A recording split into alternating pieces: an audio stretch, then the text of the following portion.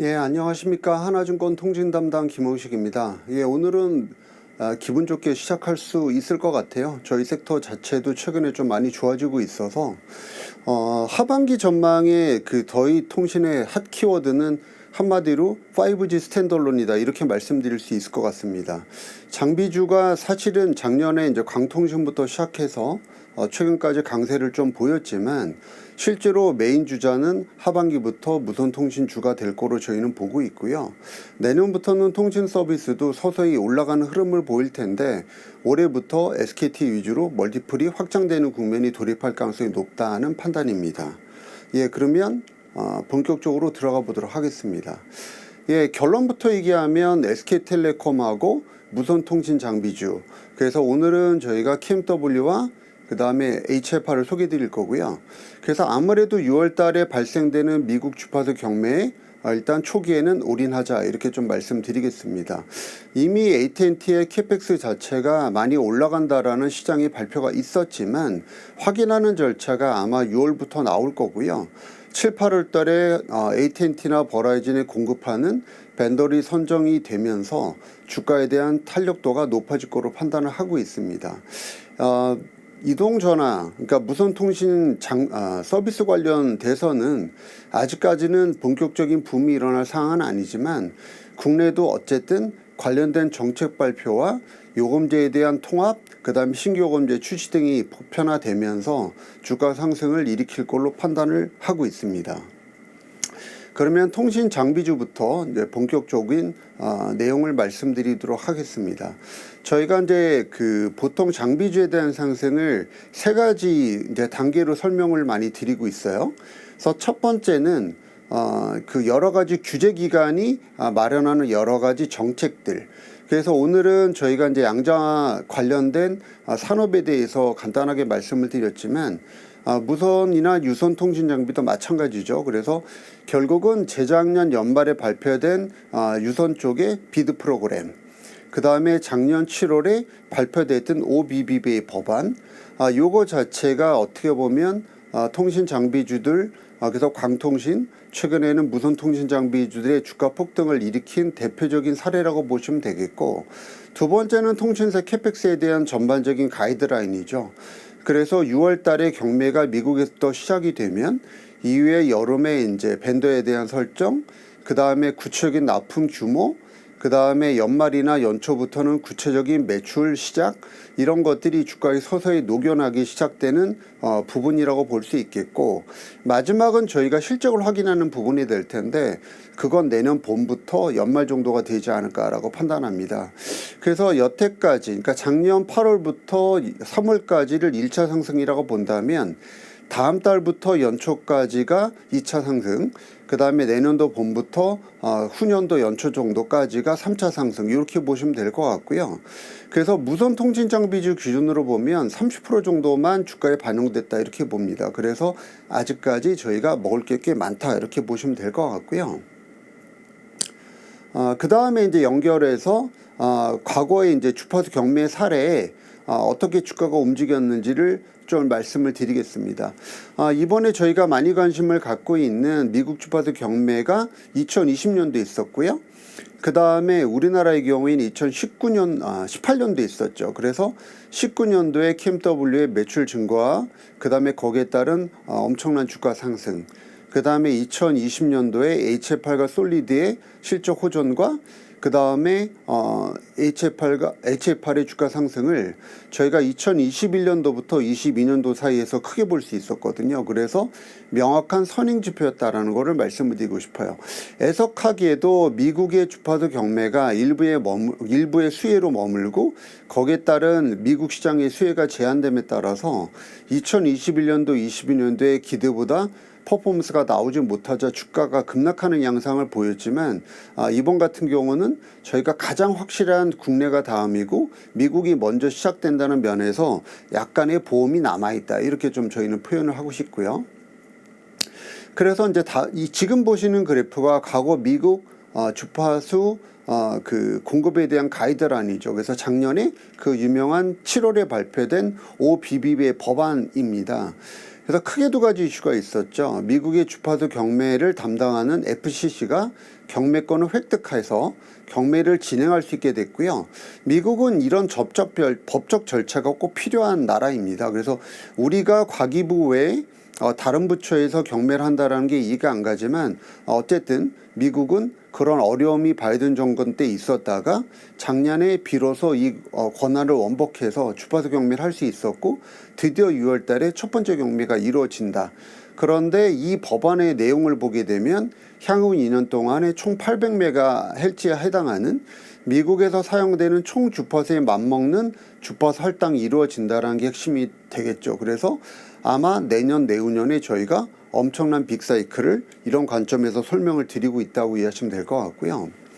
최근에 보면 5G 스탠드얼론하고 그다음에 AI 랜하고 엮이면서 시장에서 약간 이게 뭐지라고 하는 표현들을 많이 경험하게 되는데요. 이렇게 보시면 될 것 같아요. 결국은 5G 투자를 초창기에 안 했기 때문에 잘 아시는 것처럼 5G 기지국이 많지 않습니다. 그래서 지금 NSA, 그러니까 5G와 LTE를 엮어서 쓰는 방식을 사용하는데 사실 5G 어드밴스보다 스탠드얼론이란 말이 더 많이 사용되는 이유는 5G 기지국이 없기 때문입니다. 그래서 어드밴스까지 갈 것도 없고 일단 5G나 제대로 하고 나서 6G로 넘어간다는 게 최근의 컨셉이고요. 그럴 당시에 디지털 유니트 단, 그러니까 RU와 DU로 구성되는 기지국을 디지털 유니트 단을 고도화시켜서 AI 랜으로 구성해서 AI를 본격적으로 활성화하자. 거기에 따라서 서버도 기지국에 전진 배치하자라는 게 최근의 컨셉이다. 이렇게 하시면 될 것 같고요. 이 얘기가 최근에 되게 핫해지고 있고 하반기에 더 핫해질 걸로 판단하고 있습니다. 국내의 경우에도 뒤질 수 없으니 하이퍼 네트워크 플랜이라는 거를 발표를 했고요. 그래서 결국은 AI를 잘 하기 위해서 우리나라도 망고도화를 어디서? 기지국에서 기해야 된다. 그런 뜻으로 이해하시면 될 것 같습니다. 그래서 저희도 아마 빠르면 여름 정도에는 이런 구체적인 방안이 시장에 노출될 걸로 판단을 하고 있습니다. 뭐 여러 가지 명분이 있지만 AI 활성화를 위해서 국내도 하이퍼 AI 네트워크 전략이라는 거를 발표했다. 이렇게 알아두시면 되겠고 구체적으로 하반기에 구체적인 정책을 기대하고 있다. 이렇게 하시면 될 것 같고요. 다음 그래프는 이제 굉장히 저희가 어떻게 보면 핵심적인 펀더멘털 체크에서 매우 중요한 내용이죠.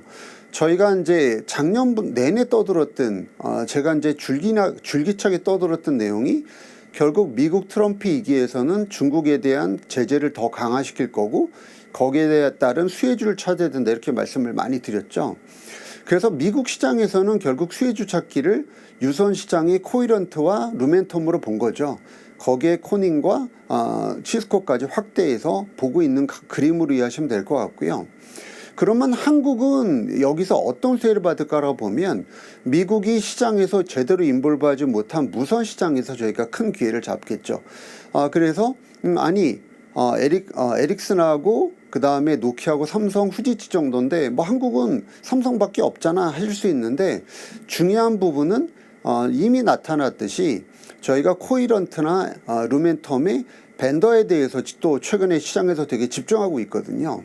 그래서 결국 삼성전자 벤더야 다수가 들어가겠지만 어쨌든 1기 트럼프 때보다는 삼성의 역할이 2기 때 좀 더 도드라지지 않을까 해서 삼성의 퍼포먼스 강화를 좀 기대하는 게 하나가 있겠고 또는 에릭슨과 노키아 이번에는 드디어 들어간다. 요게 두 번째 꼭지가 되겠죠. 그래서 저희는 KMW나 HFR 그 다음에 RFHC, 솔리드, LH 아큐버 같은 회사를 추천드리고 있다. 오이솔루션도 마찬가지다. 이렇게 이해하시면 될 것 같고요.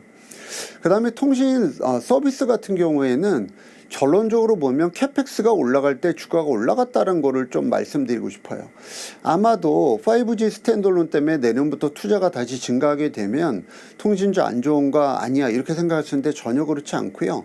과거를 복귀해 보면 항상 투자가 많아질 시점에 주가는 올랐다라는 거 말씀드리고 저희가 아직 PBR이 굉장히 낮다라는 것도 하나의 팁으로 말씀드리겠고요. 과거에 보시면 결국 요금제에 대한 정책이 통신 서비스 관련주들의 주가 상승이 가장 큰 본원이었다는 걸 다시 말씀드리겠습니다. ROE가 낮지만 PBR도 낮아서 실제로 보면 하반기부터는 내년도에 5G 스탠드얼론 관련된 요금제가 나오고 거기에 따라서 요금제에 대한 업셀링 자체가 시장에 읽혀진다면 주가는 내년에 크게 한번 통신 서비스도 기대할 수 있다. 그래서 실적이 당장 좋아진 건 아니지만 거기에 앞서서 멀티플 릴레이팅이 먼저 나타날 수 있다는 거를 통신 서비스는 메인으로 말씀드리면 될 것 같고요. 3사 중에서 저희가 SK텔레콤을 계속 선호주로 얘기하는 이유는 딱 하나예요. 결국은 통신 3사에 올해 딱히 재료가 많지 않고 유일하게 이익 성장이나 배당 성장에 대해서 기저 효과로 뭔가를 보여줄 수 있는 업체는 SK텔레콤이 유일한데 그래도 다행히 하반기에 5G 스탠드얼론 관련돼서 요금제에 대한 개편 기대감이 올라올 수 있다면 SKT의 기대 배당 수익률이 3% 미만으로까지 한번 떨어지는 주가 퍼포먼스를 한 번쯤은 보여줄 수 있고, 추가적으로 보면 지금 PBR이나 PER이 역사적으로 높지 않은 수준이라는 것을 강조 드리고 싶습니다. 이어서 연결해서 SKT부터 통신장비, KMW와 HFR 관련된 간단 코멘트 드릴게요. SK텔레콤은 방금 말씀드린 것처럼 일단 기본적으로 작년에 안 좋았던 게 정상화되면서 눌려있던 주가가 시장의 상승과 더불어 올라가는 전형적인 회복 모습이라고 보시면 되겠고, 10만 원이 넘어 있는 주가가 저희 타겟 프라이스에는 13만 원까지 가는 과정이 나타나려면 결국 이 회사의 멀티플이 확장되는, PBR이 2배까지 올라가고 배당 수익률이 3% 언더까지 떨어져주는 모습이 나타나야 될 텐데, 그러려면 딱 한 가지 이슈가 생겨야 됩니다. 장기적으로 요금제 개편 기대감이 올라야 될 텐데, 지금 LTE하고 5G 통합요금제 얘기가 나오고 있죠. 정부의 규제 때문일 수도 있지만 새로운 요금제에 대한 준비 과정일 수도 있다. 저는 이렇게 좀 기대를 하고 있고요. 거기에 대한 모습이 조만간 나타난다면 주가 또 한 번의 릴레이팅이 나올 수 있다. 이렇게 보겠고요. 통신장비에서는 오늘은 KMW하고 HFR을 가져왔는데, 가장 큰 이유는 6월 달에 그 미국 주파수 경매의 대표 수혜주이기 때문이고요.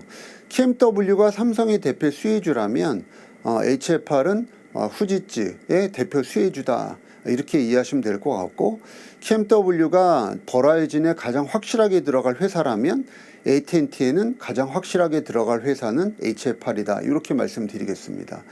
KMW에 대한 숫자에 대해서는 이제 많은 분들이 궁금해 하시는데, 이렇게 보시면 될 것 같아요. KMW가 본격적인 숫자를 보여줄 시점은 당연히 올해는 아니고요. 저희는 계속 내년이고 올해 연말 정도부터나 매출에 대한 성과가 나타날 수 있다는 말씀을 꾸준히 드리고 있고요.